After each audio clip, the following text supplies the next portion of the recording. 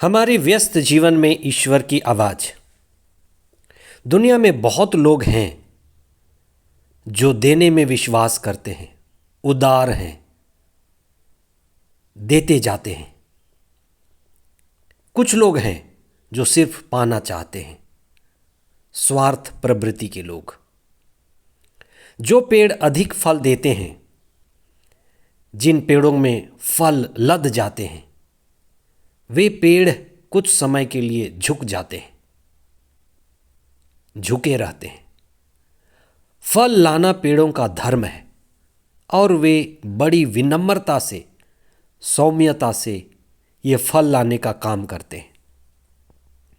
जो भी मनुष्य इस दुनिया में जन्मता है, उसे कुछ ना कुछ विशेष जिम्मेदारी उठानी होती है। उस जिम्मेदारी को पूरा करना व्यक्ति का धर्म है, कर्तव्य है। आज हम इस विषय पर चिंतन करें कि मैं वास्तव में कौन हूं और मेरा कर्तव्य क्या है, मेरा मानव धर्म क्या है। इससे ही हम ऋण कहते हैं, देव ऋण, गुरु ऋण, मनुष्य ऋण, जीव ऋण। 32वां सामान्य सप्ताह 8 नवंबर 2022 मंगलवार। पहला पाठ संत पौलुस का तीतुस को पत्र, अध्याय 2 पद संख्याएं 1 से 8 तथा 11 से 14 तक। संत लूकस का सुसमाचार अध्याय 17 पद संख्याएं 7 से 10 तक। आज के सुसमाचार में एक दृष्टांत है जिसमें सेवक के सब काम को बड़ी वफादारी से करने की बात कही गई है। और इस दृष्टांत में कहते हैं कि सब कार्य बड़ी वफादारी से करने के बाद सेवक धन्यवाद या कोई विशेष पुरस्कार की आशा न करे। एक अच्छे सेवक की खुद की अपनी पहचान होती है कि वह सेवा करने के लिए समर्पित है, सेवा करने के लिए ही आया है।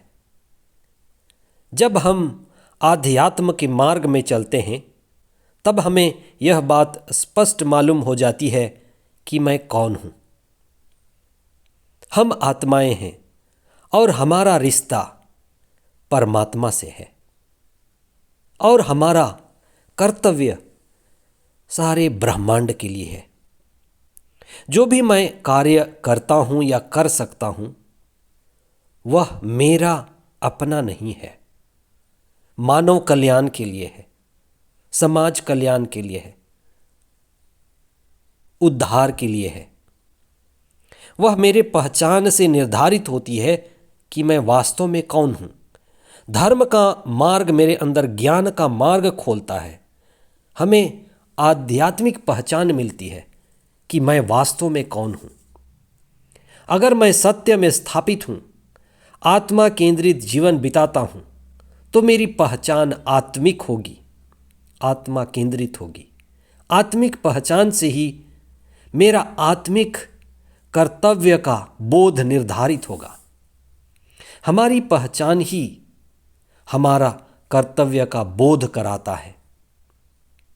मुझे क्या करना है, मेरा क्या कर्तव्य है, यह इससे आता है कि मैं समझ पाता हूं कि मैं कौन हूं। शरीर मात्र नहीं हूं, मन मात्र नहीं हूं, सांसारी नहीं हूं, लेकिन आत्मिक हूं। आत्मा से जुड़ा हूं जो परमात्मा से जुड़ा है। ईसा ने अपने शिष्यों में बड़े बनने की चाहत देखी। उनके बीच लड़ाई होती थी, वे बड़े बनना चाहते थे।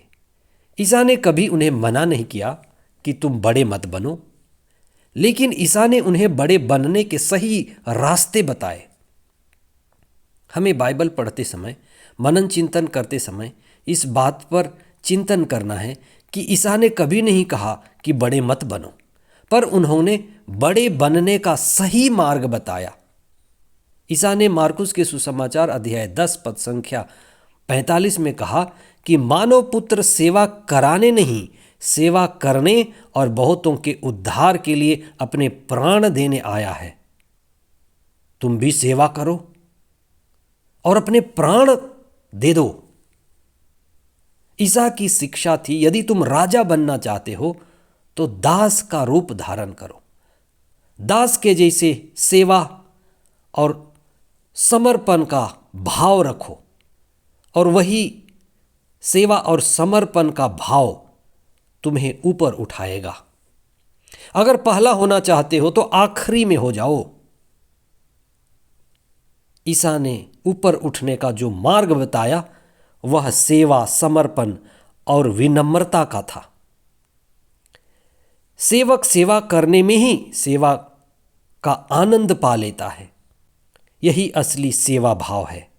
देने की भावना, देने की भावना ही देवता की भावना है, दाता की भावना है, ईश्वर की भावना है। देने वाला ही दाता का प्रतिनिधि होता है। आज का पहला पाठ हमें जीवन में शिक्षा के महत्व को दर्शाता है कि हर वर्ग, हर समुदाय, हर संप्रदाय के लोगों को शिक्षा से जुड़ना है। केवल सामाजिक शिक्षा और विज्ञान की शिक्षा नहीं, लेकिन आत्मा की शिक्षा। संत पौलुस तीतुस के द्वारा सभी बुजुर्गों, युवाओं और हर तरह के लोगों से जुड़ना चाहते हैं और उन्हें शिक्षित करना चाहते हैं। उनके अंदर की चेतना को जगाना चाहते हैं कि सभी को धर्म की जरूरत है, आत्मा की शिक्षा की जरूरत है, आत्मा को जगाने की जरूरत है। आइए हम प्रार्थना करें।